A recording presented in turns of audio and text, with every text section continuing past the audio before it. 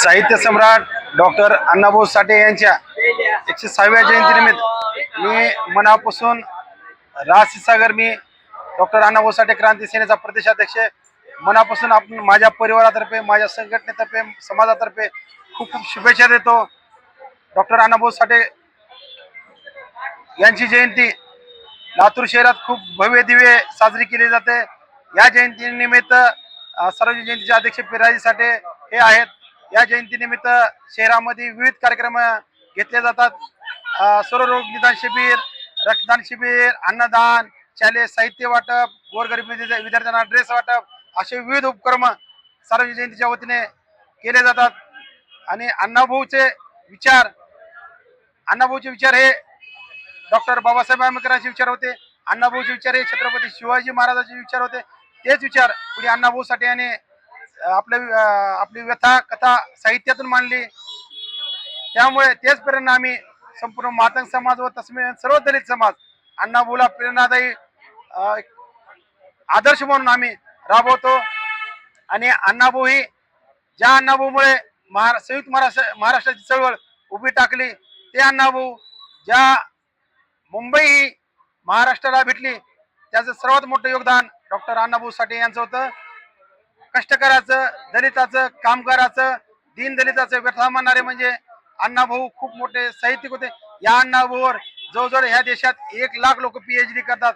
7 समुद्रापलीकडे अण्णाभाऊचे विचार अनेक देशामध्ये, अण्णाभाऊचे साहित्य विविध भाषेमध्ये आहे। रशियामध्ये पुतळा आहे, अनेक देशामध्ये अण्णाभाऊचा पुतळा आहे। आणि ह्या देशात अण्णाभाऊ एक महान साहित्यिक म्हणून देशाचे पंतप्रधान सुद्धा अभिवादन करतात। सर्वच महाराष्ट्रातील कालच मोठा चेंबूर घाटकोपर येथे, चिरागनगर येथे अण्णाभाऊच्या नावाने खूप मोठं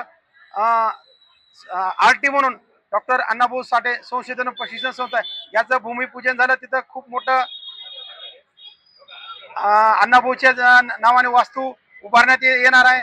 तसेच आजही माझ्या मताने वाटेगाव मध्ये अण्णाभाऊच्या नावाने तिथेही एक 5 एकर मध्ये भूमिपूजन होऊन अण्णाभाऊच्या नावाने खूप मोठं ऐतिहासिक सभागृह आणि तिथं सुद्धा अण्णाभाऊच्या नावाने एक उद्यान होणार आहे। अण्णाभाऊ हे महाराष्ट्रालाच नव्हे तर देशासाठी एक अभिमान आहे।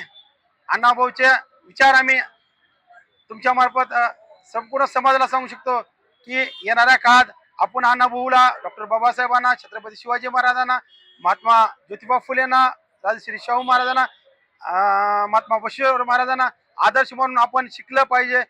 व्यसनाधीनपासून आपण आपल्या समाजाने लांब राहिलं पाहिजे।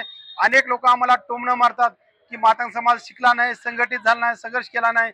पण तुम्ही काल पोरा बघितला असाल की मातंग समाज हा शिकलेला आहे, संघटित बी झाला आणि संघर्ष बी करतो आणि आपल्या व्यथा कथा रस्त्यावर सुद्धा मांडत आहे। कारण आज घडीला मातंग समाजाचे अनेक पोरं शिकलेले आहेत पण ते नोकरीपासून वंचित राहिलेले आहेत।